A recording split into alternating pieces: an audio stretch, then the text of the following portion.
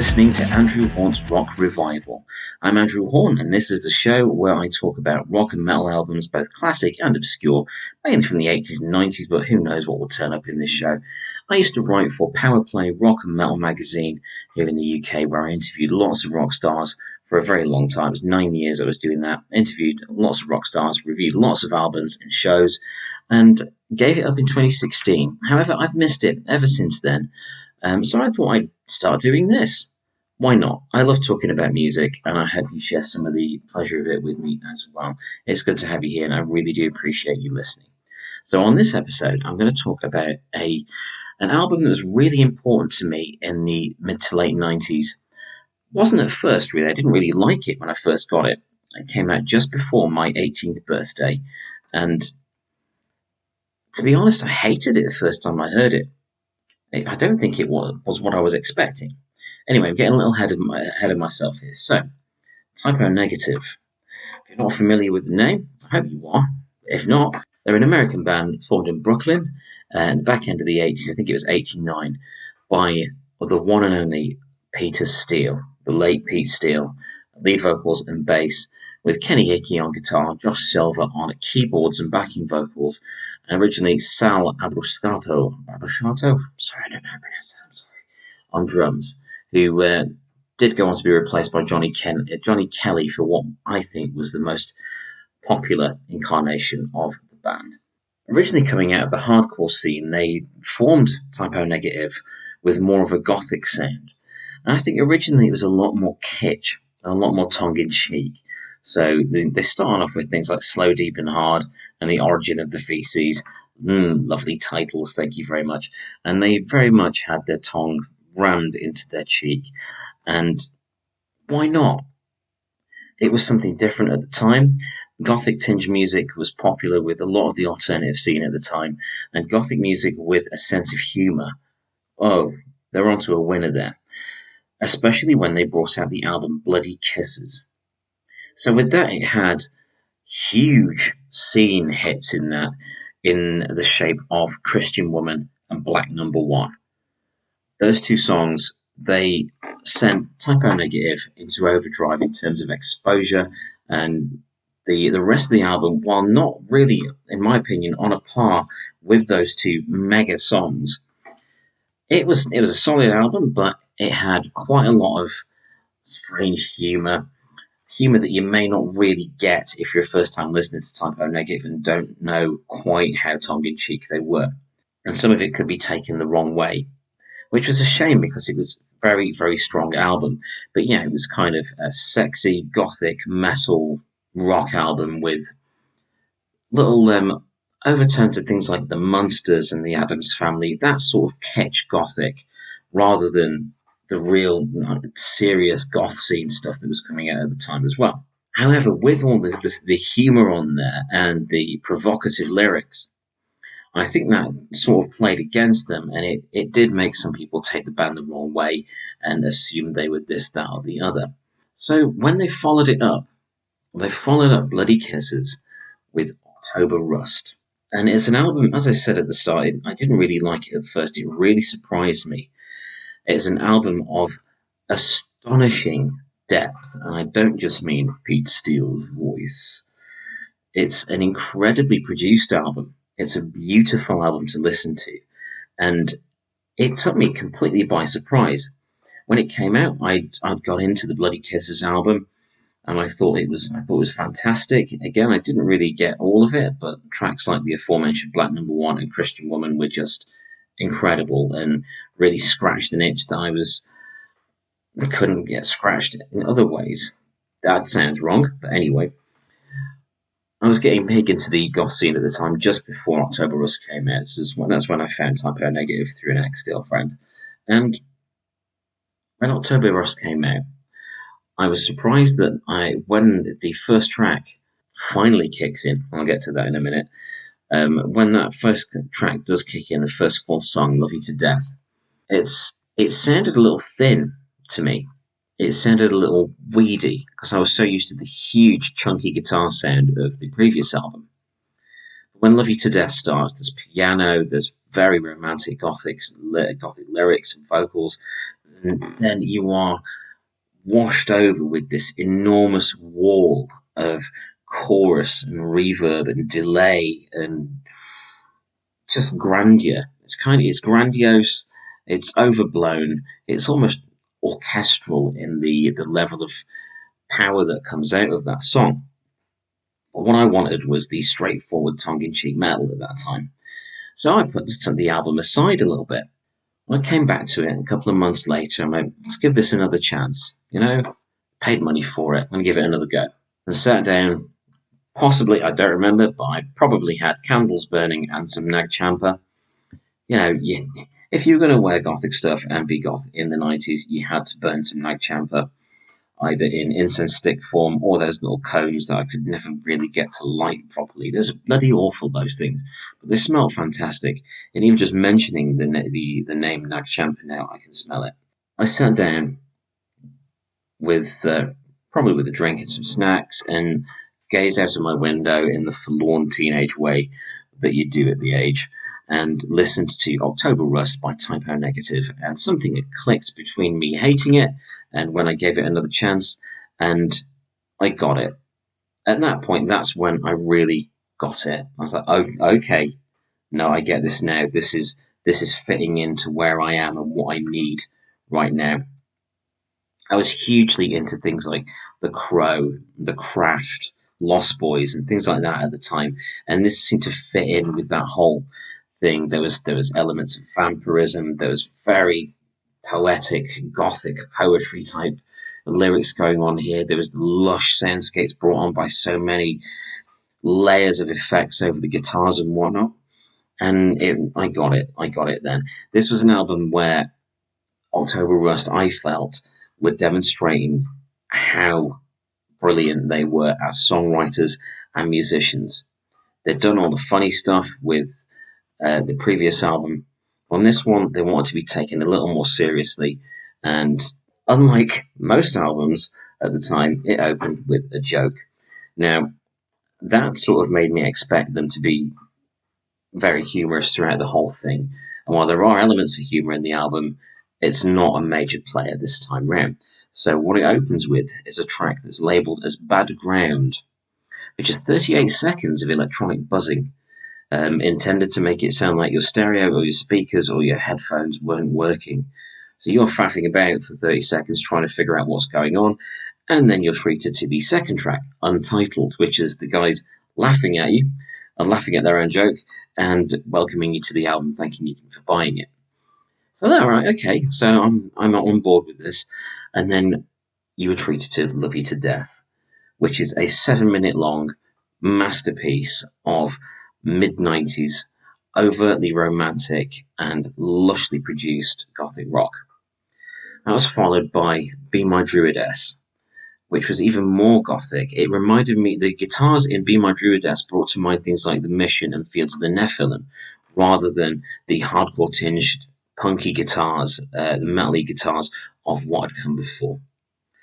So, following Be My Druidess, he gets into even more thoughtful gothic waters with Green Man. A very thoughtful, very sort of esoteric song. Bear in mind, this was at the time when a lot of people were discovering Wicca or Druidism and paganism and things like that. It was huge at the time, and a lot of people were discovering that. I read up on a lot of it at the time. I was fascinated by the subject, and it's that fit very well with the scene that was going on there. There was a lot more of an understanding and appreciation for that sort of thing at the time. And Green Man fit really well. Again, that's 5 minutes 47 seconds. So far, the 3 songs so far were 7 minutes, 5 minutes 25, and 5 minutes 47. There aren't pop songs. Well, there's one proper pop song on this album. We'll get to that. After Green Man, there is one of the darkest, doomiest songs that had a real doom element to it, which was Red Water, Christmas Morning. And that is a haunting song. It's wonderful. It's cold. You get the festive elements, but you get a festive feeling, yet tinged with sadness and loss and longing. And that's quite a thing to achieve when you start a song with Christmas bells, you know? Now, after that, 6 minutes 48 of Redwater Christmas Morning, which is just stunning, you are brought back to the more tongue-in-cheek Type O Negative sound with the notorious, infamous, and very famous single, My Girlfriend's Girlfriend.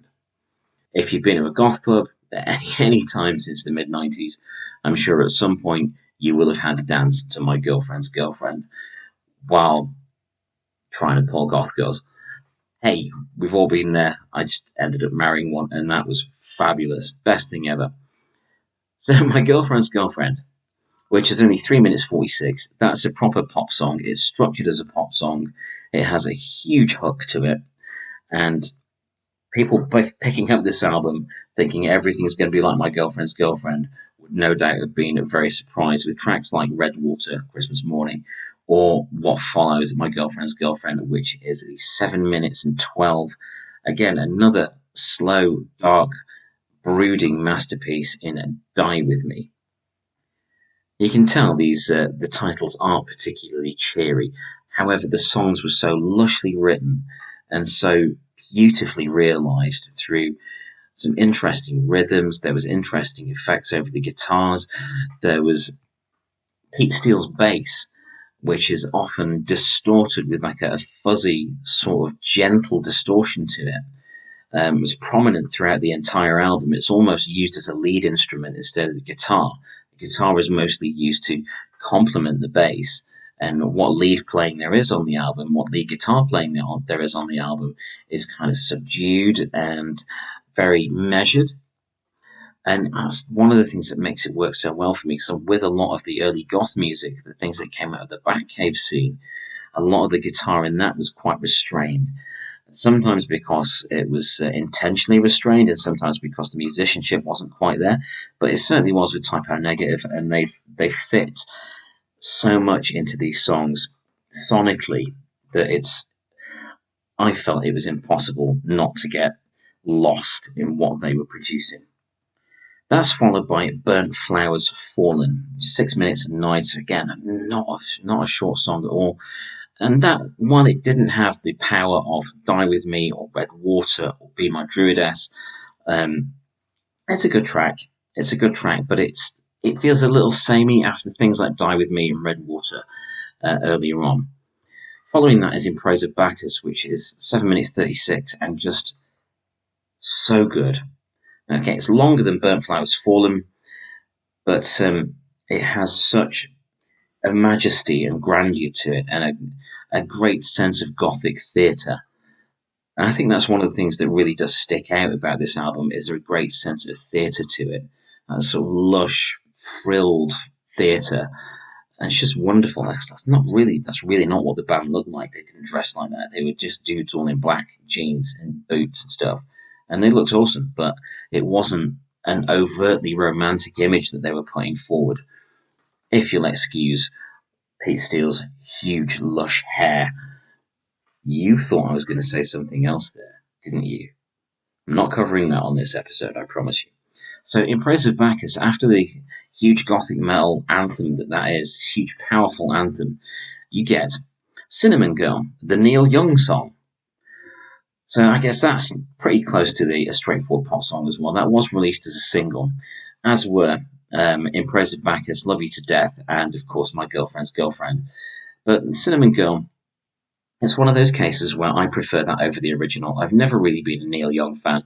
Sorry, I haven't. It's just never really appealed to me. It may have been his voice, but with Pete Steele's voice on this, singing the whole refrain of it, and Type O Negative approaching it as one of their own songs rather than just a straightforward cover, it gives it a whole new spin, a new angle, makes it a lot darker, a lot more romantic, and way less scuzzy. Okay, so the shortest track follows this, which is like it's some instrumentation and some chanted vocals, and it's only 1 minute and 7 long. And what I like about this is I believe that the title was intended to be longer than the track itself. So the 1 minute 7 little interlude track is entitled The Glorious Liberation of the People's Technocratic Republic of Finland by the Combined Forces of the United Territories of Europa.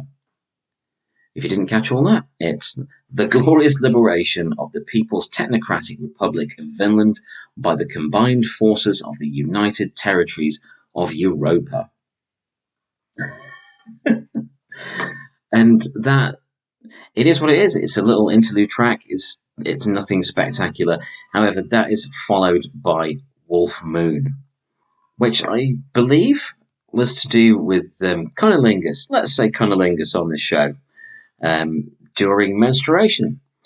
What a subject to cover. I don't think there's another album that is covered on at all. I honestly can't think of one. I honestly can't think of another band that would approach anything like that either. But it is handled beautifully. For such a subject matter, the Wolf Moon track, full title is Wolf Moon, including Zoanthropic Paranoia, is a gorgeous song. And it's so dark, and it really fits Candles and Nag Champa. Again, it really does. That's 6 minutes 37. Hugely memorable song. I believe that got quite a lot of play. I noticed it turned up on some magazine samplers that were going around at the time. God, remember when magazines had CDs on the front and not download codes? I think that's a bit of a drawback with rock magazines now, where they give a download code, because basically you can just, take a photo of the download code and download the CDs the music at home that's been given away with these magazines. But I am biased because I love physical media. I still buy CDs. I love CDs. I love physical media. Not like that, but I do love physical media. So after Wolf Moon, anyway, the album comes to an end with its final song, Haunted. How could I not like that with a surname like this? And that is 10 minutes and 7, and it totally justifies the runtime. It encapsulates everything that's come before on the album, right from Love You to Death and Be My Druidess all the way up to Wolf Moon. It sort of brings everything together into one song. And really, Haunted is a really good example of the album as a whole. If you listen to it, the way it's structured, the chord progressions, the melodies that are in there, it does really surmise everything that has already happened throughout the previous 62 minutes. In total, this album is 72 minutes, 49 seconds long. Now, that is very good value for money. Granted, there are the little interludes and there's the little jokes, but it is a hugely good value album. It's ridiculously long and very good. There isn't a bad track on it. There's tracks that aren't quite as great as others. I think Burnt Flowers Fallen, thinking about it now, it is a stunning song, but on either side of it, there's Die With Me and In Praise of Bacchus, so it just seems to dip a little between those two tracks. I think it's all fabulous. And as Haunted ends, you are returned to the ending where the band thank you for listening and, they say farewell. So I do like the fact that they sort of greet you with the joke and then they say goodbye at the end. Because if you have spent the entire runtime of this album just with the album and not listened to it piecemeal, you are going on an amazing journey with them. It's a great experience listening to the album as a whole. I do think the power of it is lessened by listening to individual tracks. Granted, you'll hear My Girlfriend's Girlfriend still to this day in some goth discos, but I would listen to the album as a whole entity. It feels like that's how it was intended. And to this day, it is a powerful album that is beautiful. I revisited it just before recording this, and it is a delight, and I want to listen to it again, to be honest. It's just so lush and luxurious. It's like a Waitrose metal album. What a thing to say. But yes, I really appreciate this album. It was followed in 1999 by World Coming Down. And I think World Coming Down, that didn't work quite so well for me. It is seen as being like the darkest of their releases. There's talk of suicide on there and all kinds of things that are very unpleasant. But apart from songs like Everything Dies, Everyone I Love Is Dead, that's a powerful track. Very powerful track. It's not on the same level as October Rust, in my opinion. I think with that album, Welcoming Down, they went a bit more back to like a back to basics sound with sort of, if you can imagine it, the songwriting of October Rust, but the recording and production approach of what had come before with the second album, Bloody Kisses.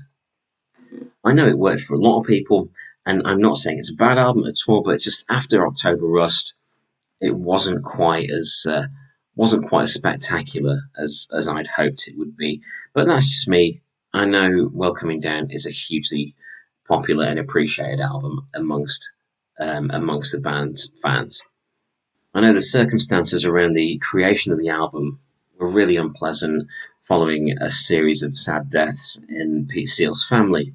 I think there was an intention to move away from the more sexual, carnal nature of what had come before. But personally, I do prefer October Rust. Well, sadly, as many people will be aware, Peter Steele, born January 4th, 1962, sadly passed away April 14th, 2010. And when Steele died of sepsis caused by diverticulitis, it was initially reported as heart failure, he was only 48. I'm 43 now, and that's just a terrible, terrible thought. As a man that loved nature, he loved what he was doing. He loved to get his humour across to people and show his talent to the world. And just before he died, I understand he was starting to put some new music together. And after he passed away, the other members of Type O Negative decided they just couldn't carry on with the band. And I totally understand that. With someone as enigmatic as Pete Steele on vocals and bass, so very much the absolute centre point of the band, there was no way they could carry on. What he left behind, with albums like Bloody Kisses and Welcoming Down, and for me, mainly October Rust, he left behind a legacy that will live on for a very long time. There has never been a band like Type O Negative. In terms of approach, their sense of humour, their talent, the whole package, it just came together in this wonderful, pitch dark, clove-scented delight. It was tongue-in-cheek, but it was very well done. It was extremely well realised. And for that, it was a great loss to the music world, I believe, when Pete Steele died, and again, when Type O Negative passed with him. But what a legacy to leave behind. And I think the only thing to do with that now is to go and revisit October Rust all over again. All 72 minutes of it. Why not? Thank you for listening to this episode of Andrew Hawnt's Rock Revival. This has been an episode all about the Type O Negative album, October Rust. If you've enjoyed this album, please do like and subscribe. The podcast is on a bunch of platforms, including YouTube, Google Music, Amazon Music, Audible, Spotify. It's all over the place. Please do check it out and subscribe so we can talk more about cool music. I've been Andrew Hawnt, and this has been my Rock Revival.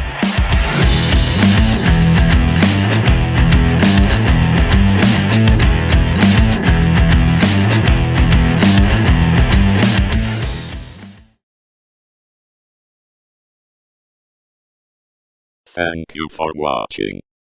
Please like, share and subscribe.